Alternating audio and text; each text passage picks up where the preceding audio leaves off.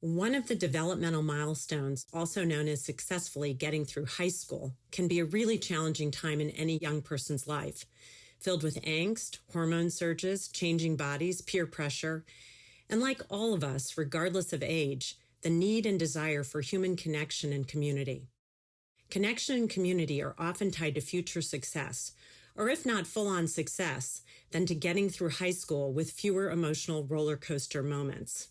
Students who are coping with any issue that creates shame, usually kept as a secret from others, often build a wall of self-protection, preventing their engagement with the school community for fear of rejection, being found out, or being pitied.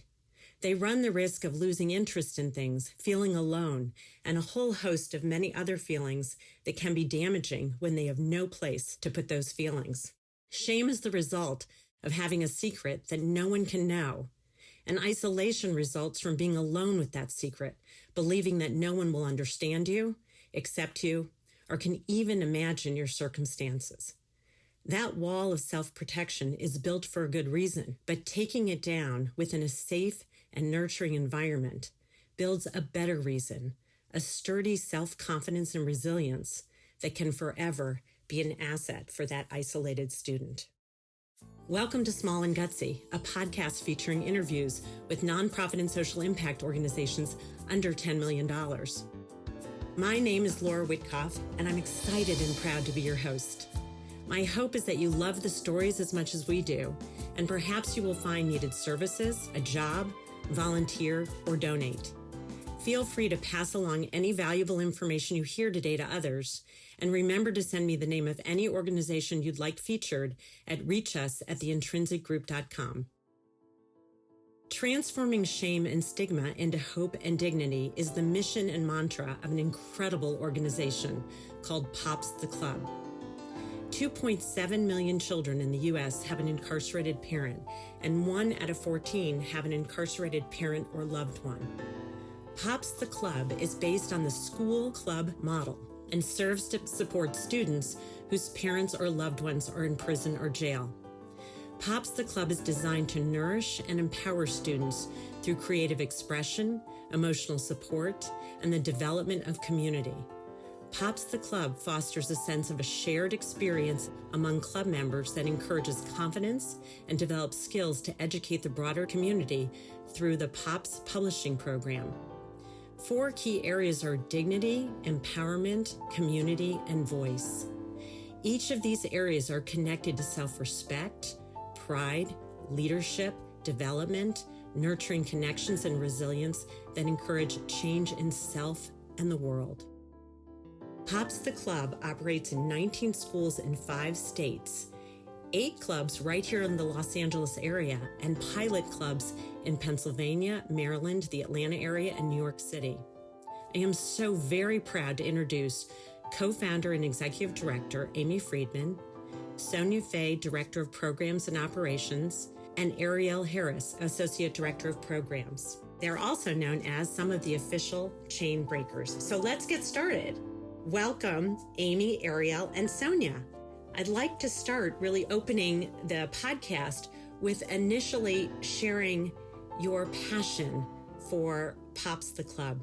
Thanks for having us, Laura. This is Amy. I'll start because I'm the executive director, but also the founder. And I think Ariel and Sonia will be able to give some deep understanding of the organization as it exists today. But just to give a little background on where the Passion Project began is I was at one time married to a man who was in prison. Mm-hmm. I met him when he was in prison. I married him when he was in prison, and I raised his daughters. This is many years ago, more years than I like to admit.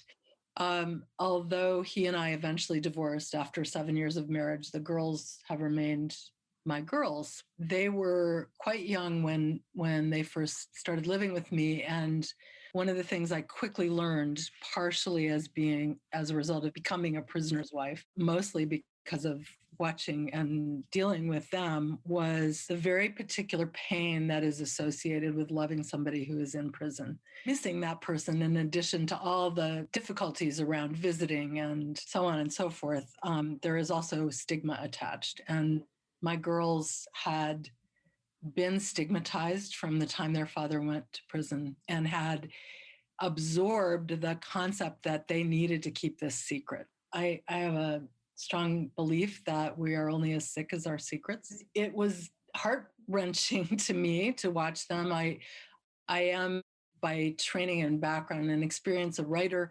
I'm a memoir and personal essay writer and writing teacher, and I believe in speaking our truths. And as much as I would try to encourage my girls to speak their truths and that they had nothing to be ashamed of, it was late for that message to get through. And I saw the struggles that ensued from that. So my older daughter dropped out of school. They've both had, throughout their lives, they're adults now, and they've had all kinds of mental health and physical health problems. They've continued in many ways to be very secretive and kind of shamed by something for which they have no reason to be shamed. So cut to many, many years later, after our divorce, I remarried a man who's a high school teacher.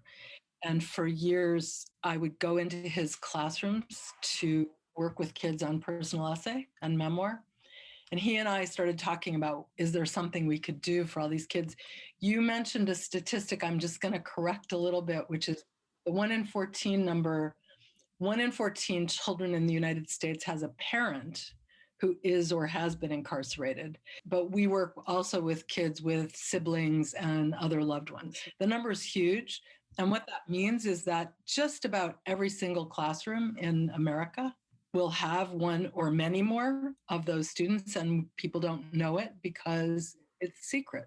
Basically, 8 years ago, exactly, in 2013, we had this notion of starting a club in the school where he was then teaching, Venice High School. And we presented a proposal modeled after the very first club in the United States for gay students that was founded by a man in Massachusetts and was launched at one school and eventually became the Gay Straight Alliance. We found him, we got his proposal, we cribbed it, and we presented it to the principal at Venice High School, who said yes immediately, partly because she had had personal experience with a loved one who was incarcerated.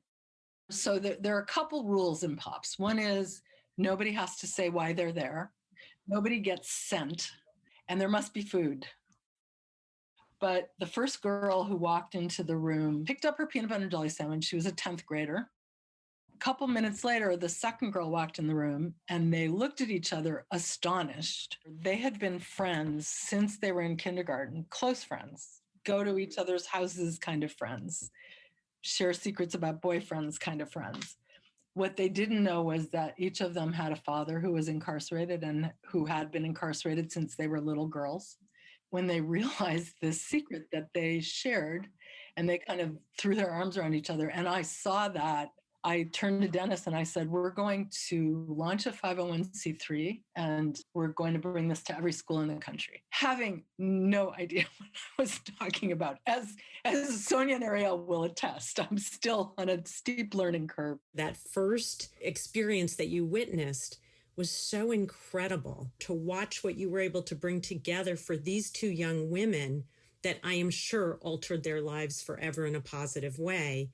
And I imagine gave you and your husband the depth of understanding of how you knew in your gut this was important, but to see it come to life for you in that moment must have been, I mean, I have goosebumps just imagining that moment for you and for them.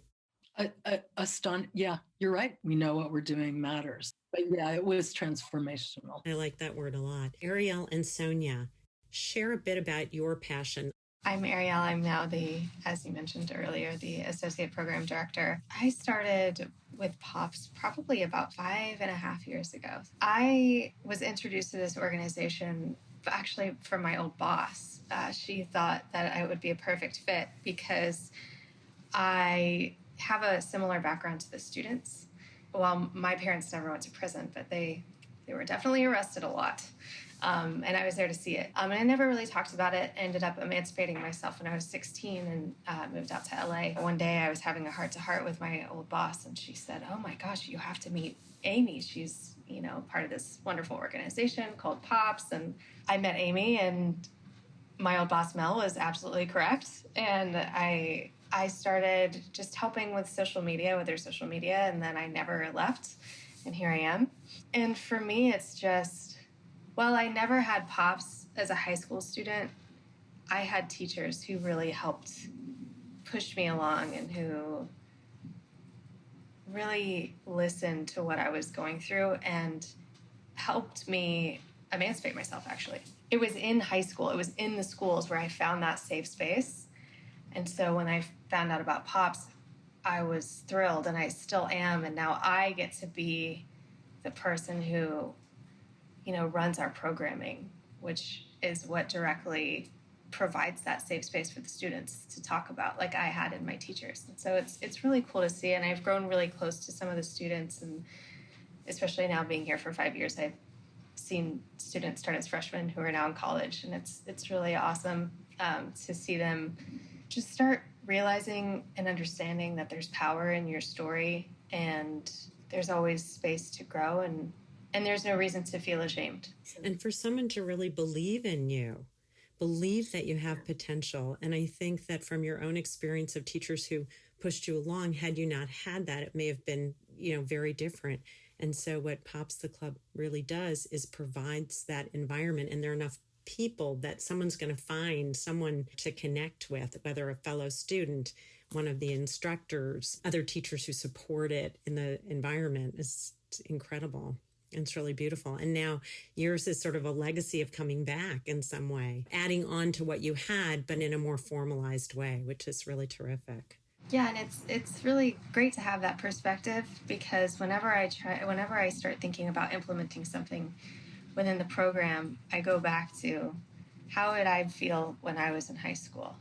It's such a good model because it's really an empathic frame. How did I feel? What would I have liked? What didn't I get? What did I get that worked?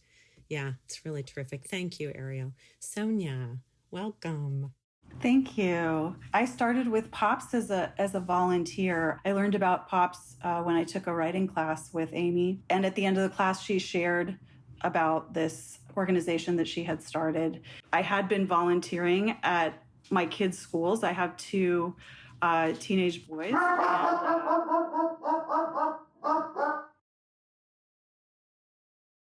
Two teenage boys and a dog. It's okay. This is life on Zoom and podcasting. I love it. It makes it real. The dog had something very important to say. She really did. She needs to let me know that there's somebody close by. I have two teenage boys and stayed home when they were younger. I wanted to still, do things and be active, right? So I got involved in their schools and actually ended up running our local elementary school art program. And I started with Pops helping write some of the curriculum and volunteering in one of the clubs, in one of our local clubs at our local high school. And the very first day that I walked into a club meeting, I knew I was done. I mean, I was like, okay, I'm here. Yeah, it was that compelling. What I love about the format, which is really, really simple, especially having two teenagers, I really understand this. It's pretty rare that they actually get an opportunity to have this kind of autonomy, speak for themselves, be heard, have their voice and thoughts listened to. And that was really striking to me. I think it's one of the best things about the club environment is that it's for the students, by the students. They make all the important choices and they tell us what they care about. And we're there really just to hold the space, and keep it safe and sacred. Thank you, Sonia. I want to capitalize on one word that you said. We minimize the importance of teens' voices. And you've created a space that not only gives them opportunity to be acknowledged, the latitude to create that voice and space within boundaries and within a construct, but they have tremendous buy-in because they're making these decisions respectful of their emerging adulthood, young adulthood. I think it's tremendous what you all have done. If I had my vote, it would be in every single high school, like the GSA. I was around in those early days in Massachusetts, and I loved it for that reason, because you have to find space where you can be yourself, to eliminate the concept of secrecy and embrace the concept of you're okay, you've got potential, you have a voice, and we want to hear you. One of the things, and this kind of grew out of obviously my being a writer, my husband's also a writer. So we emphasized right from the beginning the importance of writing. He and I had worked together for years through a program called Pen in the Classroom that published a book every year of the students who were part of that program. And so we decided we were going to publish a POPs anthology every year. And that original concept has grown and been enhanced by the many volunteers and staff members and kids who've become part of this. Just this year, well, just 2020, we now have a national distributor. The whole idea of the book, there are two ideas. Making art, so the anthologies contain poetry and essays and haikus and drawings and paintings and photographs that the students have created through the clubs, using to some degree this curriculum that Sonia was such an important part of. Partly it's that the creative process itself is healing, but also one of the things, and this kind of grew directly out of my daughters, one of the things I know is how much these kids have to teach everyone. And you said this, Laura, how much their voices need to be heard. And so not only their healing, but our whole nation's healing. We lock up way too many people. We lock up way too many Black and brown and poor people. Then we marginalize those voices. And so part of what the anthology is about is to celebrate and showcase those voices. And now you're on the national scene. And I love that even though writing is the base, that you leave space for students who have other forms of expression or can learn about writing, different kinds of writing. I know in high school, an essay might have made me feel intimidated. So writing a haiku or doing a little bit of prose or drawing or doing some kind of collage or a photograph might have been an expression that I would have taken on as a safer until I felt okay to be a little more vulnerable or to try something out. Tell me, I'd love to know about the name, and I'd love to know about the tagline, Official Chain Breakers, both of which I think are wonderful. So share with me a little bit about that. Well, the name was actually selected by the first cohort of kids at Venice. I was filing for the 501c3 and I needed a name. So I put it out to them and they started throwing ideas out. And this brother and sister, they came to Pops because their father had been arrested. They were in the car when he was arrested. It was so traumatizing. For sure. And their whole family was really in pain. So he shouted out, well, there has to be pain in the name.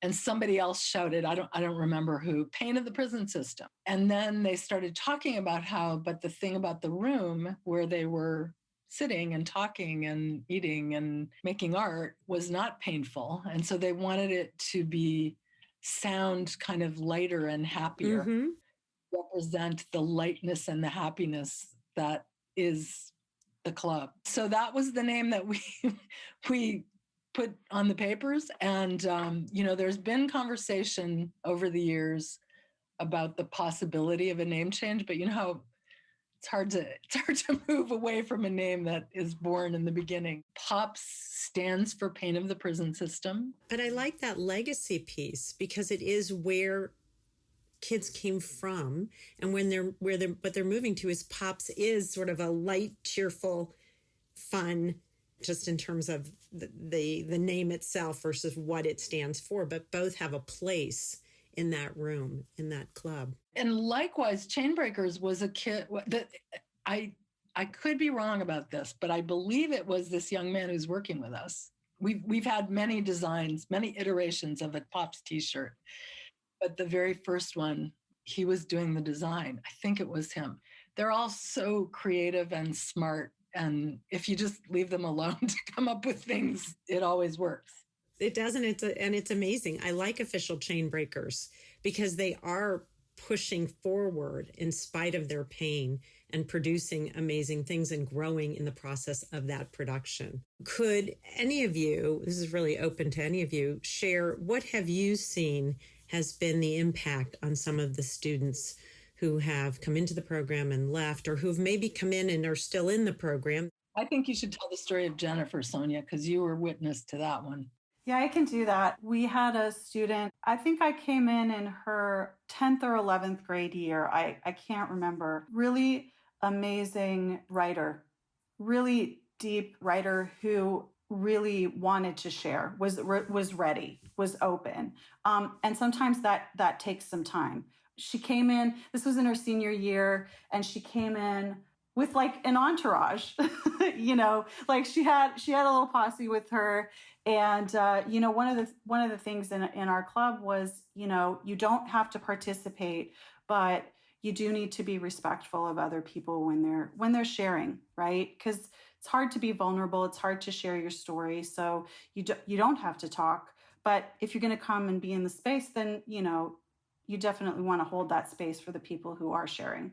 She was kind of having a side conversation with the friends that couple friends that she had come in with, and she just wasn't really in it. And, the teacher sponsor basically said to her, please, it's important that, you be respectful. If you can't do that, then you'll have to leave, but you're welcome to come back. She was like, well, if I leave, I'm not going to come back. And he said, look, if you're not going to be respectful, I do need you to leave, but you're always welcome back. And she left. And we didn't see her again until the last day of the semester, of her graduating year.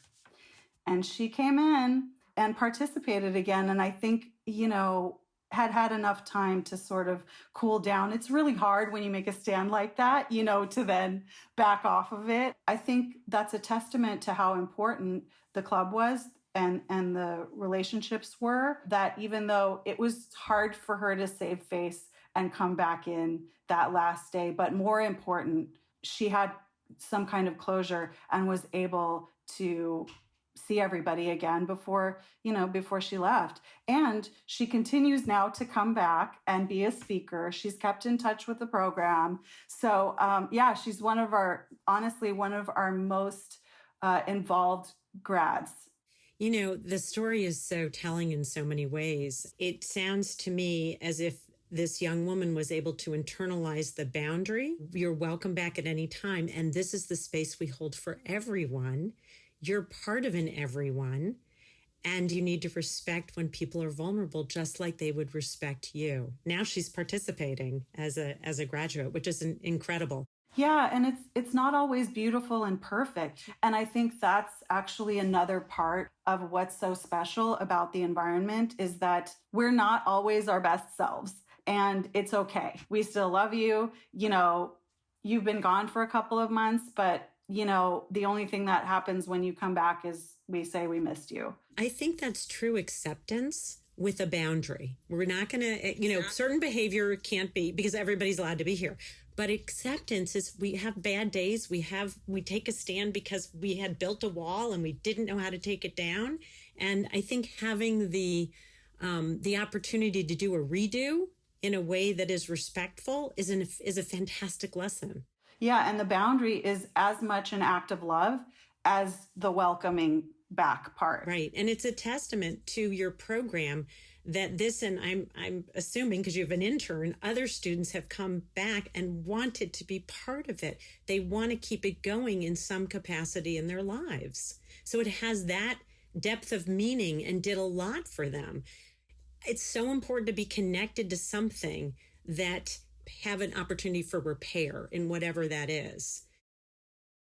Can you share with me what a typical club meeting is like? I know there's food, which I think is brilliant, by the way. You have to feed people. You have to feed young people for sure. In addition to the clubs in Los Angeles, we have quite a growing presence in Georgia. I was speaking to one of the sponsors the other day who told me this story. Ariel and that young man and his students participated a week or so ago in a Zoom interview with a reporter. And one of the girls in that group had said something so powerful. She said, "My father did a bad thing, but he is not a bad man, and I love him." And I'd been quoting her in other interviews because it was a nutshell description of so many of these kids' experiences. So I found out she is 12 years old, which I didn't realize. She was so young.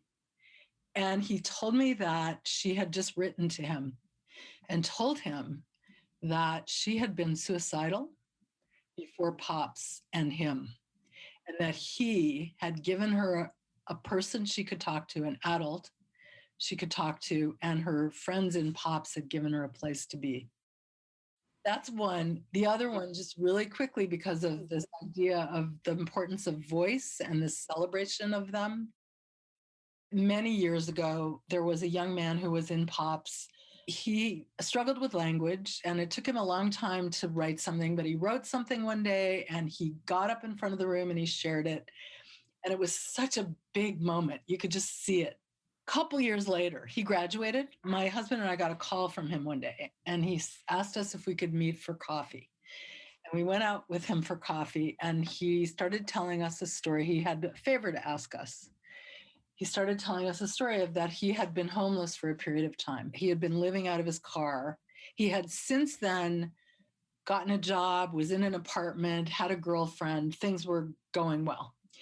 But during the period of time when he was homeless, his car had been broken into and everything he owned was taken. And my husband and I were kind of looking at each other, waiting to hear that what he wanted was maybe to borrow some money or a bed or, anything. And he sort of looked really shy and he said, "Well, that day in Pops when I finally read my story, that was a really important moment for me. And they took my Pops book, and I was wondering if it would be possible for me to get another copy."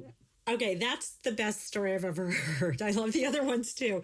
You changed this kid's life in a moment of pure acceptance for exactly who he is, what he went through. I could cry hearing all of these stories, and that in particular.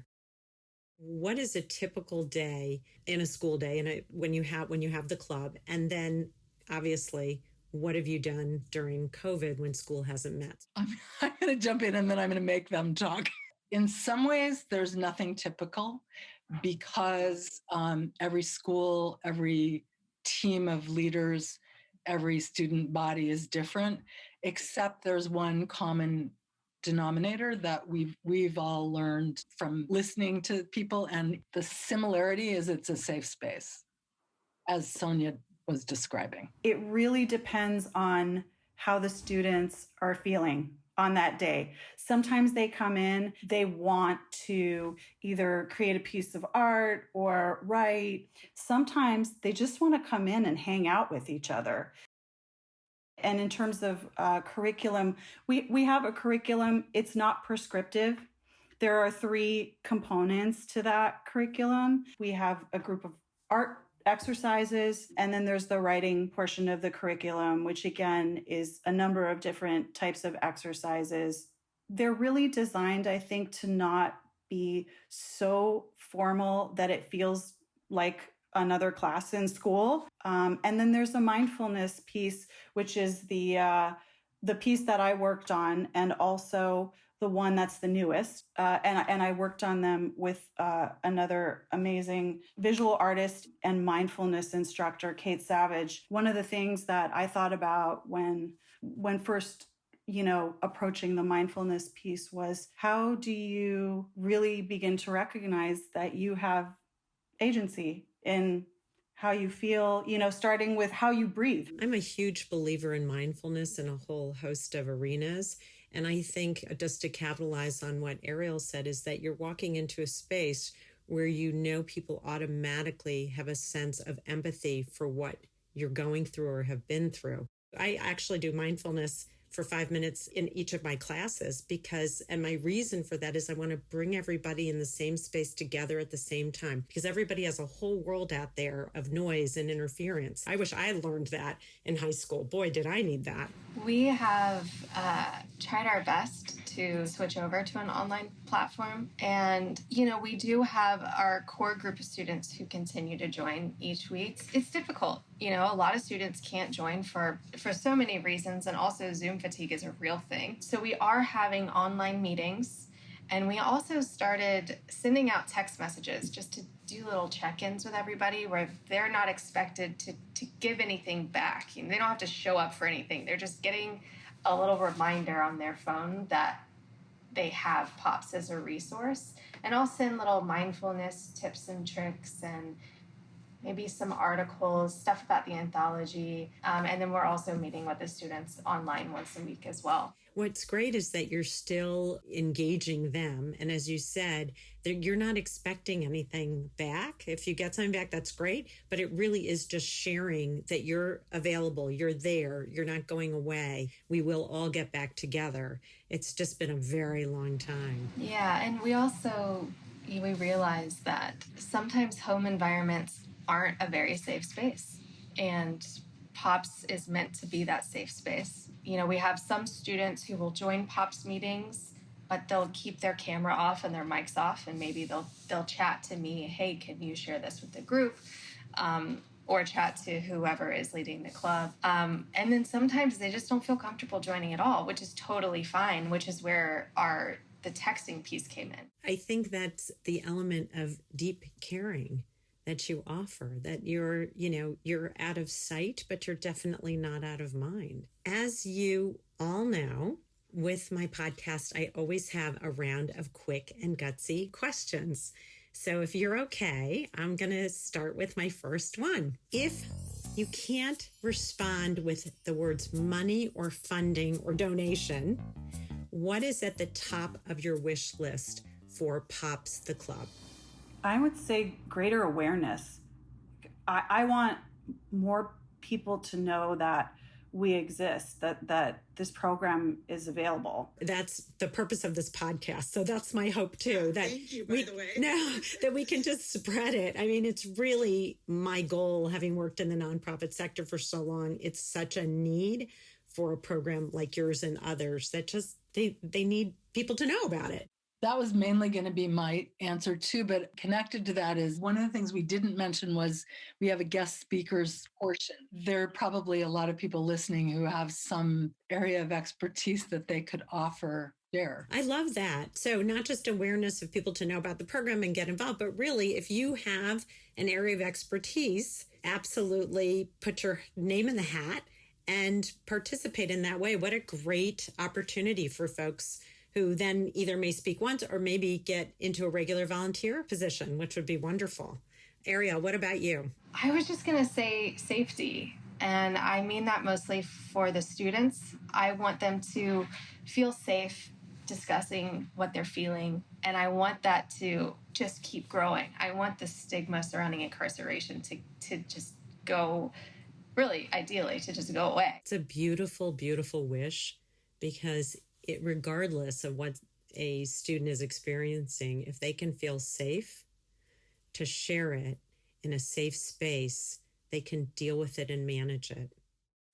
So if you were to think of a song that describes Pops the Club, what would it be? It's the song that I always want the kids to play at our book launches. They always tell me that I'm being too corny. Stand by Me. Oh, I love that. You can be corny. It's a safe space here. Be corny. I love that song. Brings me to tears all the time. I would say the song Happy. Very corny. I know. No, I still love it too. That's a great one because it is part of your wish. We have a book launch every year. And in fact, we're going to be having a virtual book launch on March 6th. A year plus ago, when we had our book launch for our last book, there are two kids who are now grads of the program, but they're singers and they play ukulele and sing. And so I asked them what they were going to sing, and they said, well, we're still figuring it out. And I said, do you know Stand By Me? And they rolled their eyes at me and they said, Well, yeah, but I mean, it's kind of old fashioned and corny. These are two African American kids. They came, they did a piece, I can't remember what they opened with, but then they were doing their closing piece and they start playing and they played Country Roads. Okay, talk about passe. Okay, that's pretty funny. Maybe one day you'll get someone to do Stand By Me. I'm going to keep my fingers crossed. That'll be my wish for you guys. What makes Pops the Club gutsy? It is gutsy. Talking about incarceration out loud. Talking out loud about something that I think can carry a lot of shame and really replacing that shame with dignity and respect and community. Beautiful.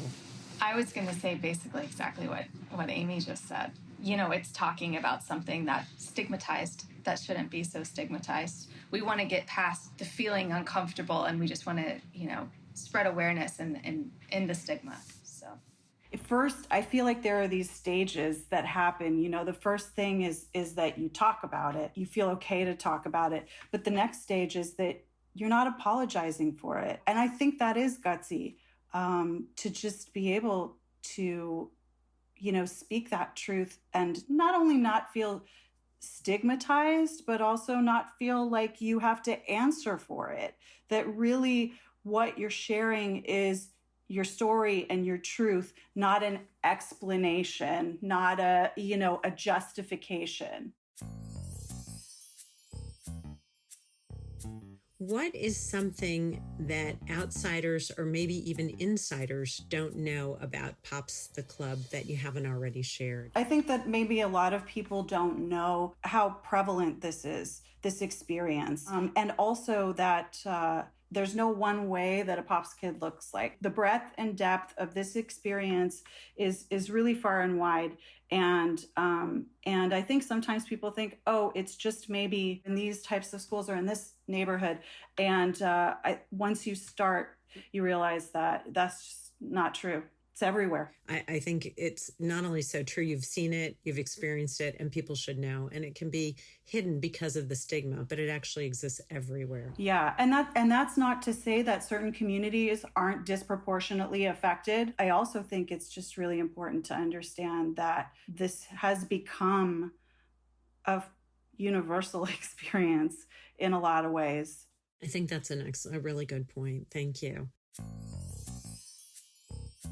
If you could get one celebrity or influencer to endorse or talk about Pops the Club, who would it be? Somebody that it meant something to. I want to take this opportunity to ask Jamie Foxx to call us. I have one too. I have a dream person. Mine is a rapper. He's from Inglewood, and he used to be a Spanish teacher at Inglewood High School. And his name is D Smoke. He is so amazing. Oh my gosh, he's so amazing. And he just really gets it, and his music is so powerful, and he's just genius, and he's impacted, and he's very open about his story. And he actually just found recent success on a show and then just kind of blew up, and oh my gosh, he's so amazing. But I would love for him to be a part of Pops because he has been in the school system. He grew up in Inglewood. He has been impacted by incarceration, and he just gets everything about Pops. And I'm kind of obsessed with him, so I would selfishly like to have him. Yeah, this is. Well, D Smoke, if you're out there, and I'm gonna include them in a tweet and a hashtag, and do a little of my own annoying, and we'll see what happens. Would be amazing. How should those celebrities reach you? How can people find you? Our website is Pops, P-O-P-S, Clubs, CLUBS.org. And email is info@popsclubs.org. And we're pretty quick about responding. Particularly if you're Jamie Foxx or D Smoke. Really quick. Or anything. I'm teasing. Unless, Ariel, do you want to give your personal email for D Smoke? That's great. You guys are amazing. Before we close out, and I thank you, is there anything else you want listeners or you want me to know? I'd love to share any last comments or thoughts that you have about this amazing program that Amy, you have founded and now directing, and Ariel, Sonia, and a whole host of other people have been engaged and involved in. I would encourage people to check out our anthology so they can hear the words straight from the students. We just released our Dreamcatchers anthology, and you can get it on Amazon or on our Out of the Woods Press. A little shout out to our angel donor, Madge Woods, who is funding a beautiful, amazing campaign. So that's outofthewoodspress.com. That's great. Really great. I encourage everyone to get a copy. So I just want to take a moment and thank you, Amy, Ariel, and Sonia, for this fun, amazing, interesting, deep, important conversation about the work that you're doing. Thank you so much. Thank you. I want to take a moment and actually dedicate this podcast to all the current and former Pops the Club members who have not only changed their own lives, but have changed others, including my hope, any listeners, because it certainly has impacted me personally from hearing what you've shared. And I have to say I cheated. I went on your website. I watched all the videos. I really loved it. And I'm purchasing an anthology. So I'd like to do a quick plug for Pops the Club. They are doing an evening on March 6th at 5 p.m. Pacific Time, 8 p.m. Eastern Standard Time. And it's an evening with Dreamcatchers, and it's a fundraiser. And you can take a look at onlocationlive.com/pops. That's onlocationlive.com/pops. And it's an evening of music, poetry, dance, and stories with imaginative performance from Dreamcatchers, Pops the Club's 7th anthology, hosted by Robbie Pollack, artist, writer, musician, improv master, and manager of PEN, America's Prison Writing Program. Proceeds from the ticket sales will support Pop's continued work creating a safe and empowering community for youth impacted by the prison system. The event will include a silent auction featuring artwork by club members and Pop's teaching artists, offering you an opportunity to show support by purchasing a piece of this unique artwork. I know I'm going to attend, and I'm going to check out the silent auction. So please consider attending this event, making a donation, or making a purchase. Thank you so much, and we're so excited to support Pops the Club through this event and through this podcast. Thank you. Our blog of these small and gutsy nonprofits and small social impact organizations can be found in the organizational stories section of the Intrinsic Group website, so that we can continue to link clients, volunteers, future employees, and donors to the small but mighty network. Of course, we can't take responsibility outside of our own vetting of the organizations we interview, so before you sign on to support or work for them, we encourage you to do your own due diligence and research them as well. We just want you to learn about the small and gutsy nonprofit and social impact organizational sector so they can spread their story and their very impactful work. I want to thank my partners in this endeavor, the Intrinsic Group, a management consulting firm specializing in guiding organizations to leverage talent, optimize processes, and ensure their narrative is aligned with their culture. The volunteers, my co-producer, sound engineer, and composer, Pavel Franson, and my graphic designer, Nate Addy. Please check out their bios on the Intrinsic website, and all the folks, friends, and family who have guided and inspired me. And thank you for listening. If you like this podcast, please share it with your friends, give us some stars, write a review on wherever you listen to podcasts. And if you're interested in sponsoring Small and Gutsy to keep it going, please reach out to me at reachus@theintrinsicgroup.com. I'm Laura, and thanks for listening.